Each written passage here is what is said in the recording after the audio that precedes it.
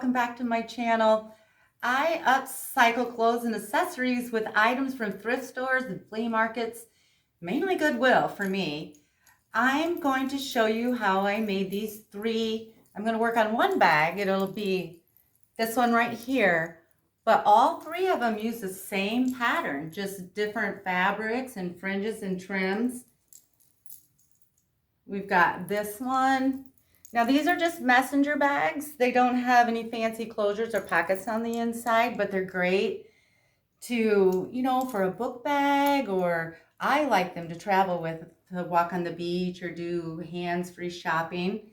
This one has a pretty vintage lining on the inside. And then with the same pattern, I made this bag. It's a little more funky, kind of a festival bag, sort of. It has this soft furry fabric. That was from a blanket, some yarn braids, some tapestry lining. I have a little brooch on the back with stars. So once you learn the basic concept, you can make any one of these bags, or I mean, not one of these bags, because you're going to have your own fabrics and your own jewelry and fringes. But this is the one we're working on today. And I have some vintage buttons, a necklace. I use two sweaters, and I'll show you that in a second. But this is basically made out of sweaters that I thrifted. Some fringe from tablecloth. Let's see, inside I have a fun patterned cotton lining. So we are going to make these. And let's get started. Okay, this purse is mainly going to be made from these two sweaters that I thrifted. Okay, I'm starting with two pattern pieces. They're a slight rectangle. They are 13 inches this way, both of them, and 12 inches this way. And on one of them, I folded it down 5 inches, and now I'm going to cut along that line.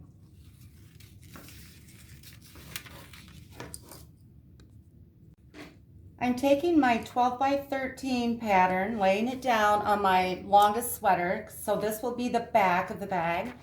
And then that shorter 5-inch piece that I cut, I'm going to also trace that, and that'll be the top part of the front of the bag.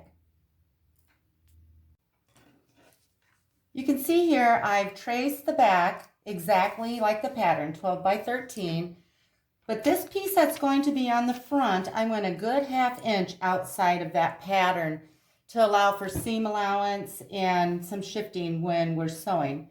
So now I'm going to set that aside. Now I have the bottom piece of that pattern that we cut. This is the larger piece. And I cut my sweater open a little bit so it's easier to work. And I'm going to trace around that, giving myself a good 1/2 inch, maybe closer to 3/4 of an inch all the way around. When I trace it, makes room for seam allowance and any shifting that happens during sewing.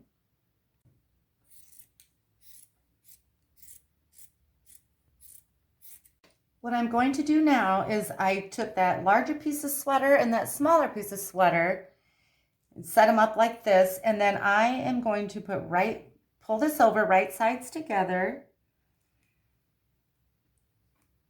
and then I will pin that and stitch that. I'll probably do a double stitch on that. I double stitch everything when I make purses. Here it is all pinned at the top. Now I'm going to take it to my sewing machine and double stitch that. And I'm using a small stitch and a 1/4 inch seam allowance. A small-ish stitch. I don't want it to take forever since I'm double stitching it. I can go a little bit bigger. Now I'm just pressing that seam open.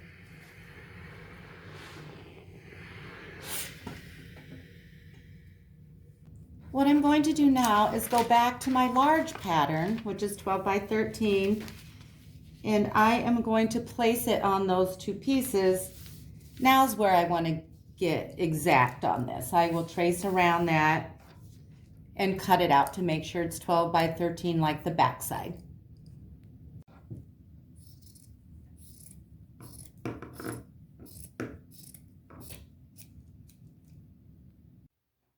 Now it's time to have some fun and just be creative. Here's a little fringe that I got from, I think it was Crazy Frank's flea market. And I am just going to sew this along this line right here. And I'm not going to pin it or anything. That line is good enough for my guide. I lined this up at the very edge of my fabric. Now I'm going to zigzag stitch it all the way down.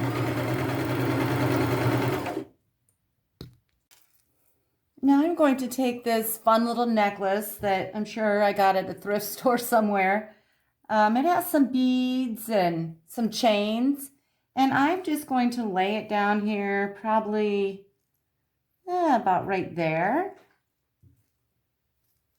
And then I will just take a needle and thread and stitch one of those chains, one here and one on this side.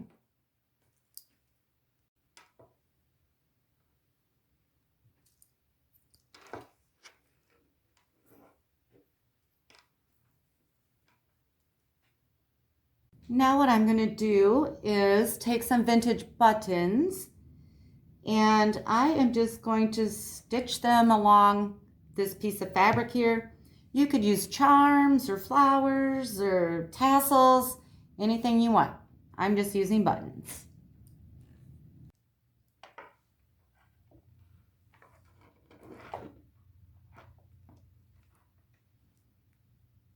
Okay, so now what I want to do is add this piece of dark green bullion fringe to the bottom of the bag. So how I'll do that is just put it inside the bag area, make sure all my chains are out of the way, and I'm going to line it up at the very bottom and stitch it across. I'm going to leave about 3/4 of an inch of fabric on each side. I'm not going to sew this completely to the edge because it will get in the way when I do the sides, when I sew the sides of the purse together. And I probably won't even pin this. I'll probably just go over it with the machine. Here's what it looks like with the green fringe sewn on. Now I want to do some fuzzy trim on the side. So I'm going to set this aside for a minute.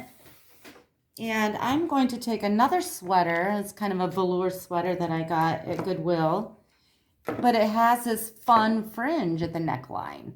So I'm going to use that for the sides of my purse.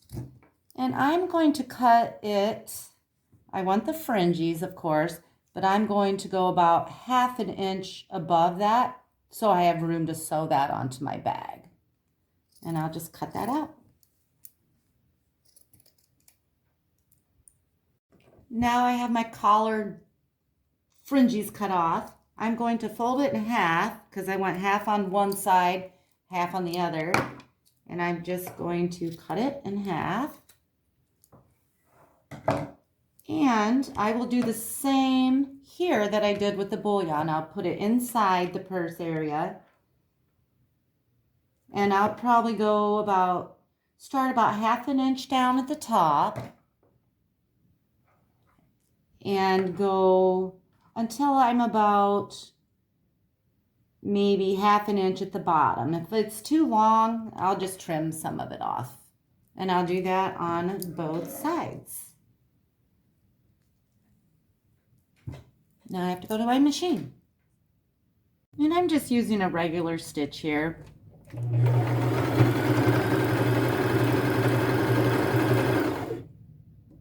Okay, so now the fringes are sewn on. How fun and funky is this turning out? Now I want to add the back to the front. We're basically putting the purse together.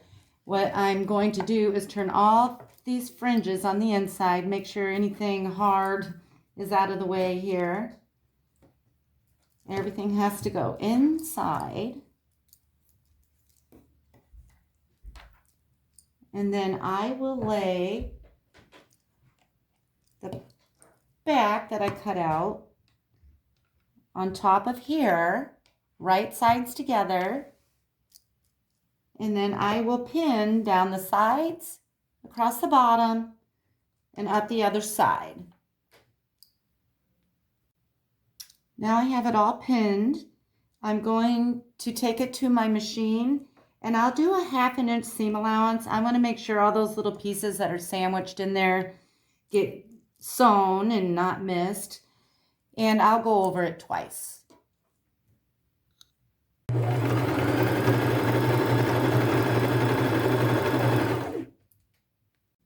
Now I have both sides stitched together. I'm going to trim these little corners about to the thread. This just helps when you turn it inside out, the corners look a little more crisp. And then I'm going to turn it inside out.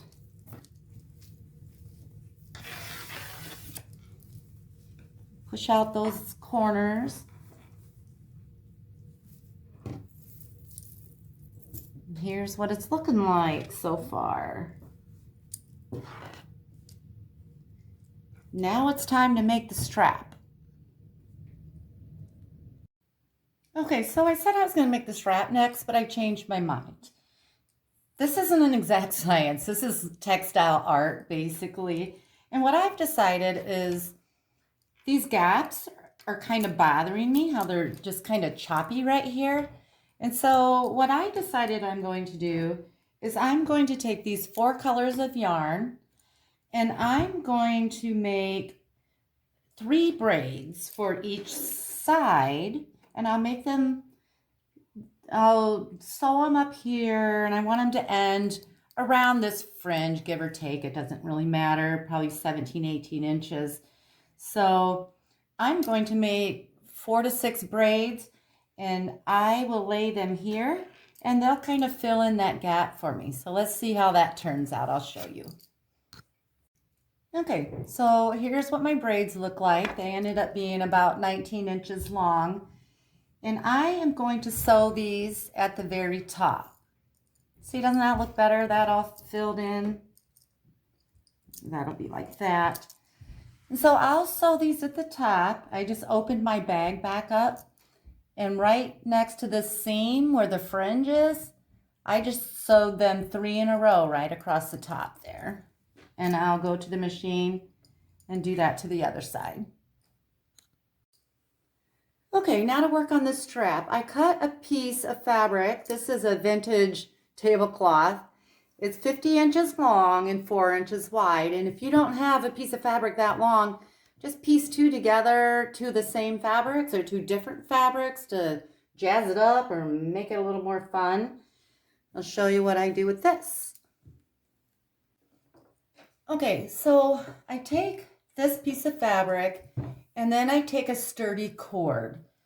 A piece of yarn would not be strong enough because it'll break, because I'll show you why we're turning this inside out and really tugging on it. So you take a sturdy cord of some sort, and you make sure it's about 6 inches longer than your strap piece, which is 50 inches. And so what I will do is make sure it's extending past the piece of fabric, and I just lay it down the center, and then I fold this over. You want right sides together because we're going to turn this inside out, and you want your right side on the outside, of course.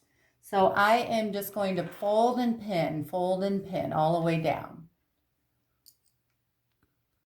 Okay, so I have this all pinned now, and I have cords sticking out of both sides. What I will do is just on one side, I am going to go to my machine, and I am going to start sewing over here by the cord. And I'm going to go over that probably 10 times because I do not want that to come loose when I'm pulling.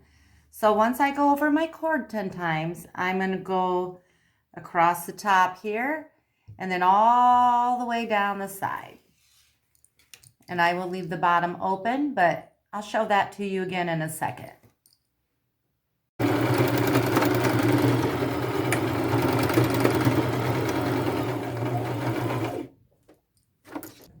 Now I have my strap stitched, and I have one side that's open with the cord hanging out and one side that's completely stitched shut.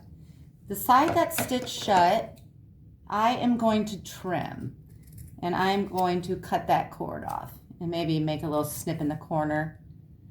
And now what I do is I take the cord, I need to turn this inside out, and so I just kind of scrunch it all towards the bottom, but not all the way towards the bottom.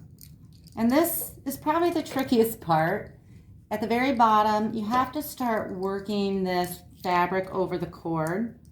But once you get it over the initial bottom here, then it's easy to turn inside out if you have a nice fabric. If it's real thick or stiff, it's a little more difficult.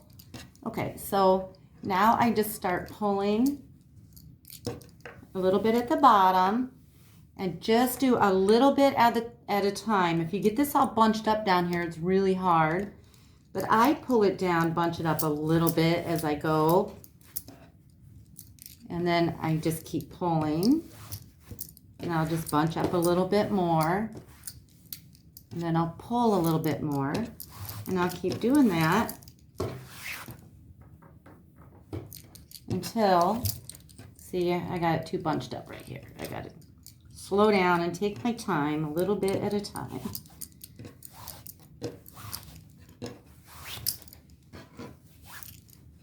See, now it's almost completely turned inside out.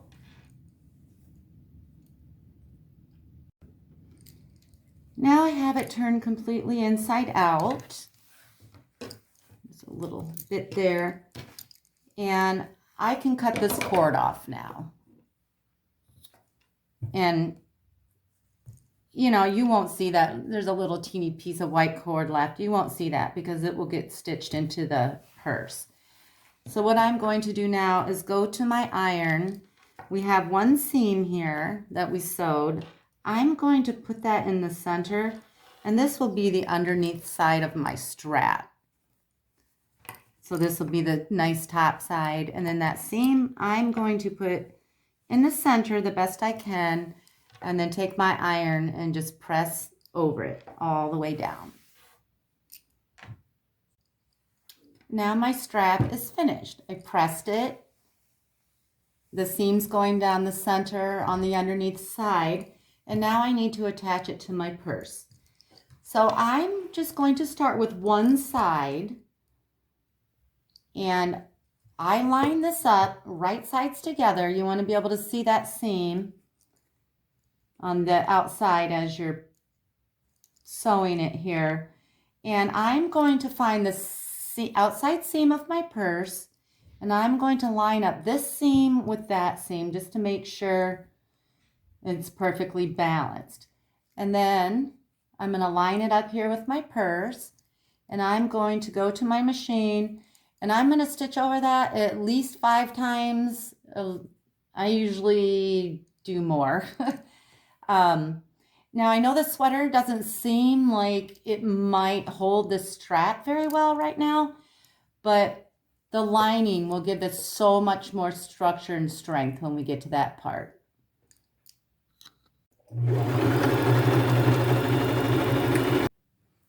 Now I have the strap sewn to one side of the purse, and before I sew the other side, I'm going to measure exactly where I want it.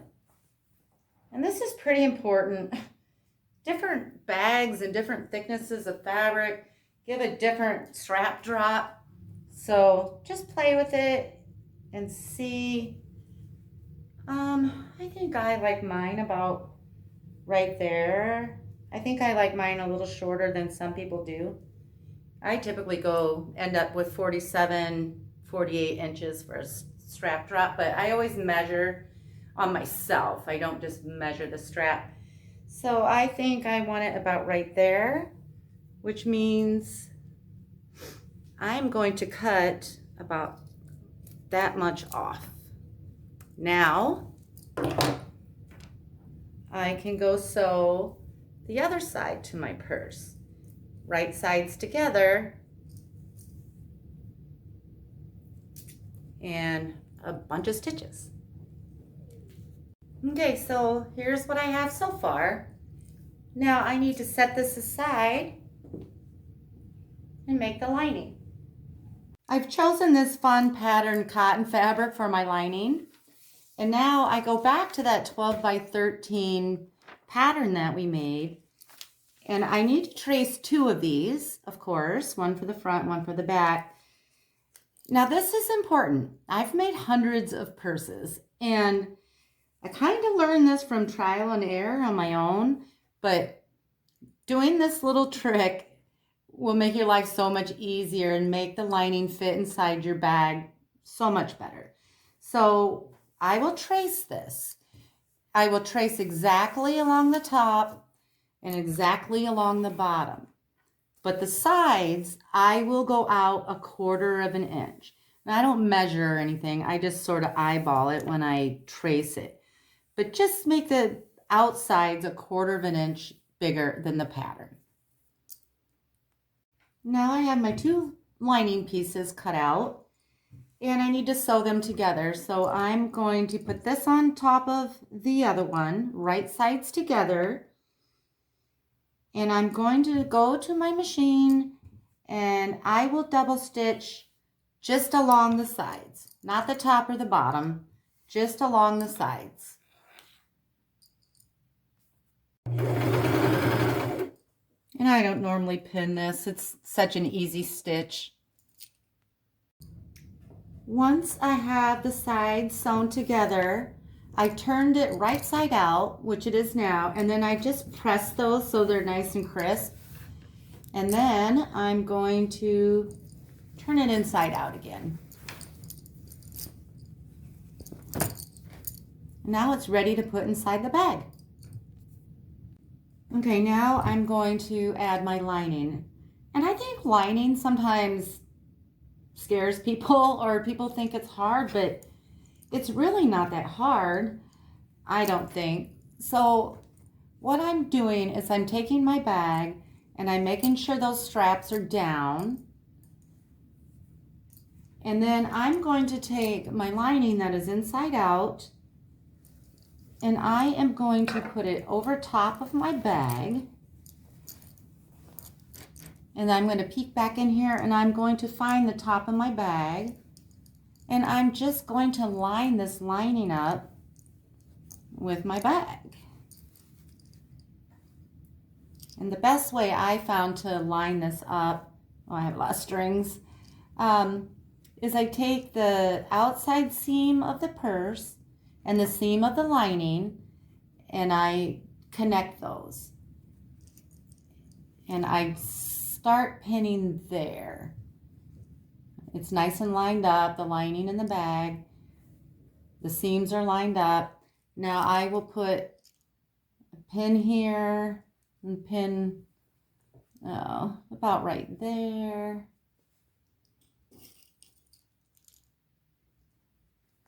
Now I'm going to the other seams on the other side, and I'm going to line those up. And that just makes it easier to line the rest of the bag up. And then you just want to pin all the way around. Okay, so I have the top all pinned. My purse is in there, kind of hanging out the bottom of the lining. Now quick note here, make sure your pins are on the outside of the bag. You pin from the outside. That makes it so much easier in sewing.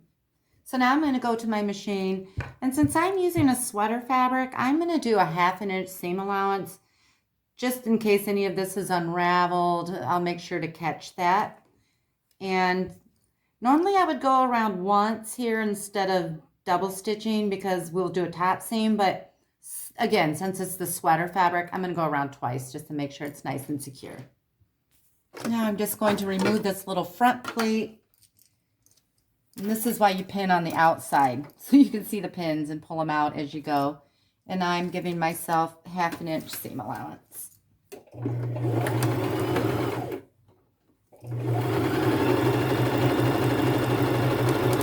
Now I have have this sewn all the way around the top, what I'm going to do is pull my lining up over the bag. And now we have an open end right here, and we need to close that up. So what I do is I just tuck these raw edges in, and you can pin it if you want. I've done it so many times I don't really need to pin it. I usually start here at the corner, tuck it in, stitch, and then just kind of tuck in all the way down until you have all those raw edges hidden. And then I double stitch the bottom. Just a tiny, you know, close to the bottom, maybe 1/4 inch or less, so it looks nice. Now I'm going to go to my machine and do that. Now I have my lining completely closed here at the bottom, and I need to stuff it inside my bag.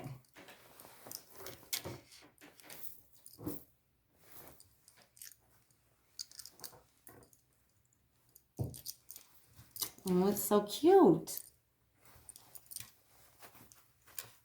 We're almost done. We have one more step, or 2 more steps actually. Okay, so now I have the lining inside my bag, and I'm going to go to my ironing board, and I'm just going to work with this and make sure it's nice and even here, and I'm going to press with an iron. I'm going to give this a nice crisp edge with the iron, and I usually let the front of the fabric fold over a little bit on the inside. That way you're less likely to see the lining from the outside of the bag. And I'll press all the way around, and then I'll show you what that looks like. Now I have the top all nice and pressed all the way around. I'm going to go to my machine, and I'm just going to give this a top stitch so that the lining doesn't creep out. And you know, you can go 1/4 inch or 1/2 inch. I usually go about 1/2 inch down from the top, and you put it in your machine so that you can sew around it. Yeah, just do a nice straight little top stitch all the way around. And then I will show this to you finished, and the other 2 bags I made with the same pattern. Okay, so quickly here, I am still doing my top stitch, and you might wonder what happens when I get to the braids. I can either top stitch over top of those, but I think on this one, I'm just going to throw them up and out of the way. Okay, here it is again, all finished. The fringe gives it nice movement, cozy and comfortable. Now remember the other 2 that I made? So these were the same pattern, just different fabrics, different embellishments, fringes, jewelry. And this one is a little more feminine with the flower and then the beautiful tapestries. Same pattern.